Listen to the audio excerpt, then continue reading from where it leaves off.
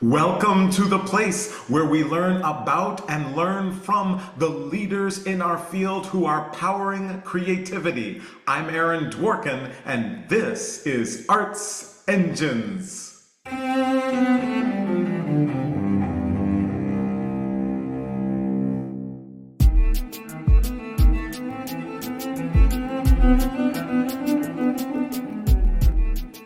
Thanks again for joining me here on Arts Engines. Today's guest is Carlos Simon, who serves as composer in residence of the Kennedy Center. In addition to being just literally a world-renowned composer, Carlos, welcome to the show.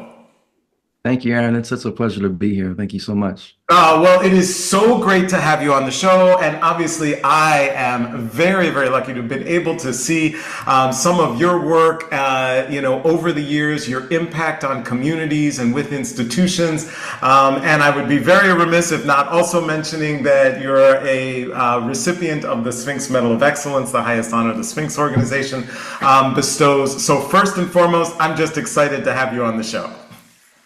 Man, it's been a journey, and I'm so grateful every day. I wake up and thinking, wow, I'm so blessed to do this, and have support of so many great organizations, and just to do what I love, which so many people don't get a chance to do.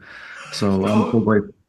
Totally. And it's so funny because I was going to start off my first question just about kind of this role with the Kennedy Center, which is, one of our amazing creative partners and of course partners with Sphinx in so many ways, and ask kind of about that role as composer in residence. But with what you just mentioned, I was wondering, right? You've been able to build such recognition. Your works are, impacting communities literally around the world. And the reality is there are a number of composers out there who are working, and many of whom are probably watching the show right now. And I was curious if you were to have to pull like one or two of the top things that you think you've done that has enabled this wonderful career trajectory you've had. Are there any things about your approach that you think, if I didn't have that approach or if I didn't do that, I don't think I'd be sitting here right now? Are there any things you could share that others might be able to think about as they try and have a similar career trajectory? Yeah, well, I mean, I always think about my upbringing as a, son of a preacher, come from a long line of preachers, three generations, over 100 years of men in my family and women preaching and serving the community. And I grew up in a Black Pentecostal church, apostolic. So if anybody, your listeners know any about this tradition, it is, I mean, it's steeped in cultural heritage, and it's such a rich expression, I think, of what it means to be an American. And too often it's shaded, because it comes from a different socioeconomic status, and not too many people think about it as a high and lifted cultural expression. But so many people have come out of this tradition and heritage, and me being one of them. And I am so proud of that now. I particularly remember being ashamed of it, honestly, and not really being proud of where I came from, and kind of putting it on the side because I was writing classical music. I was learning to be a composer and learning and studying the masterworks as a pianist in undergrad and in graduate school. But when I saw that, we're studying these things that I grew up with in musicology, these classes as a art form. I was like, wait a minute, this is what I grew up every week listening to and playing the music and being spontaneous and developing my ear, and with just by playing by ear and hearing all the wonderful things and experiencing the rich heritage of being a musician in the church, not to mention what it meant to the community. That has served me so well as a composer, and not just to be, I feel like a historian, but also a holder of culture. One to experience this thing that is so dear to my heart and so dear to so many different people. And is Yeah. that it's so and it's amazing just hearing you say that, and I'm wondering because I'm sure that there are not just composers but maybe musicians who are tuning in who sometimes wrestle with, but I have to do, I'm in this classical vein or I'm doing this, so I have to, I have to put part of myself aside. Or was there a moment for you when when what you were just describing kind of happened where you were like, no, it's going to be me in my music, or I feel free enough to be able to bring my full self to my music? And just wondering, how did you go about that process, or was there a moment where it kind of happened for you?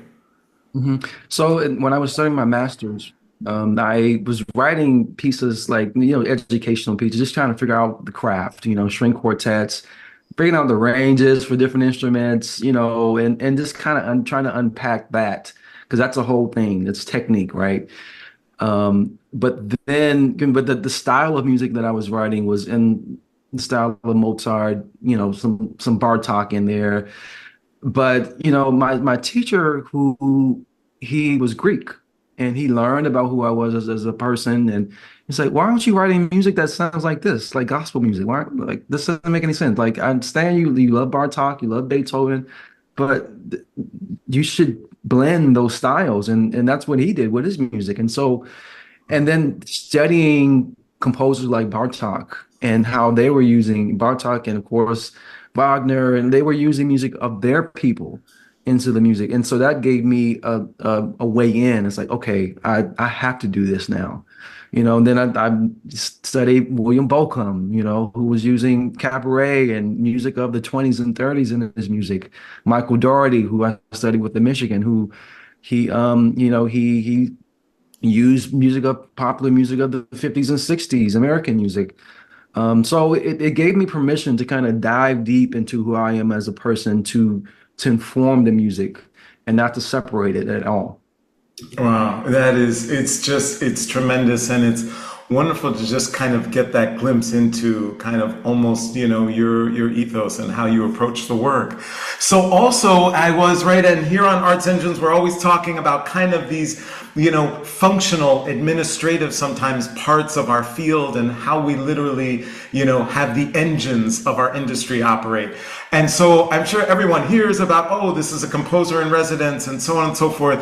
So I would love, so what does a composer in residence do, right? What does that mean? And, are you just are there just dictates of write this and write that, or, here's a commission, or where you're a composer in residence if you write 2 or 3 a year or something, how does that work? And I'm curious, how does that manifest for the Kennedy Center and then for any of the other work that you do and kind of residencies that you have? Sure. Yeah. Well, it's a thing that I often have to explain because it's what does it mean actually? But I mean, first and foremost, I write for just about every institution or department within the Kennedy Center. So that's the National Symphony Orchestra, that's Washington National Opera. Those are the two linchpins of this Kennedy Center. But there's jazz, there's pops, there's hip hop, which has just been instilled. So if an artist like Killer Mike, for instance, comes and wants to perform with the National Symphony, I will do the arrangements for that show. Or and of course, and I'm writing my own things. I really feel like it's the playground, and I get to experience all facets of music. Just not just the classical concert music, but hip hop and jazz, and of course working with like Renee Fleming and Jason Moran, and it's such a blessing to do all those different things, not just in writing but also in education.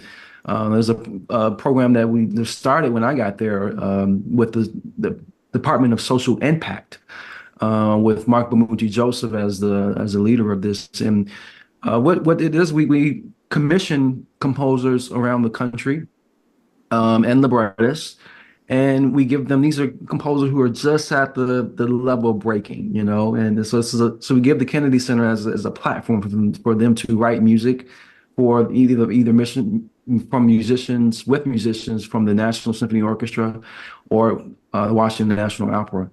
And it's a 3-year long commitment, which is substantial for a composer, and you get to write different pieces throughout and I'm there as a mentor, just kind of helping them through it, the creative process and what is it like working with a musician and, how to revise a piece and workshop reading. So, and when we go to the places where they live, so, we have four places now that where we're going: Seattle, New Orleans, Houston, and then there is Detroit. So Oh we yes, yeah, Detroit's got to be part of it. absolutely. And then these are black composers. And of course we're under trying to unpack what it means to be from these different places and to be a black creative and how that informs, the writing, for the particular composer. So that's a huge part of my residency. We call it the cartography project, which is the art of map making. And so we're making maps through music. All right. So that's a huge Which part. So it's education, it's writing, and then there's just, all the things that come with the gig of, meeting people, and that's a huge part of it. Well, it's so awesome, and one of the things I love, and of course the cartography project, so awesome. Sphinxes is excited to be able to partner on that, and of course seeing the emerging composers, and I also just love the kind of breadth. In other words, that really being this composer in residence, it's not just here's a particular commission and do that. It almost sounds this kind of embedding as you were describing across so many parts of the institution, and I just think that that's so great, and lets your voice disseminate and benefit so many parts of the work of the institution. So I think that's so great. And as you think about kind of the emerging composers piece and all of that, there's certainly I think composers of composers who might be thinking about the future and future of the field, and just wondering if you have any kind of words to share about that. Are you optimistic about the ability for diverse voices to find their path and their way? And just wondering any words you have for those who are in the emerging status who might be watching. Absolutely. I love, thinking about the future, because I do consider myself as a part of the lineage of particularly Black composers, coming from William Grant Hill through T.J. Anderson and Alvin Singleton and Margaret Bonds and Florence Price. These composers have really they paved the way. And I do remember talking to composer T.J. Anderson, who was the first composer in residence with the Atlanta Symphony in the 70s. And he just expressed to me how difficult it may be as a Black composer. And not to discourage me by any means, but to kind of give me a very clear-eyed view of what's to come. And yeah, I mean, I've experienced some struggles, but not as much as he had experienced, and not as many as his predecessors or and their successors. So think about Bill Banfield, who he studied with, and so I imagine that he had some struggles, but not as much as T.J. Anderson.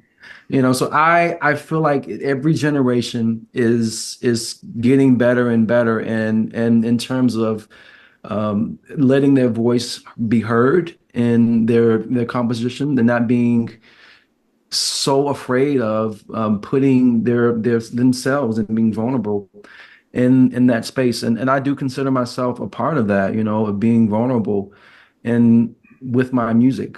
I do feel like if I'm not afraid enough, like at the premiere, I haven't done my job. If I'm like not terrified, I'm like, oh my God, please don't look at me. That's what it Right. feels like. I'm completely naked on the stage, but I feel like that's what it's like being an artist.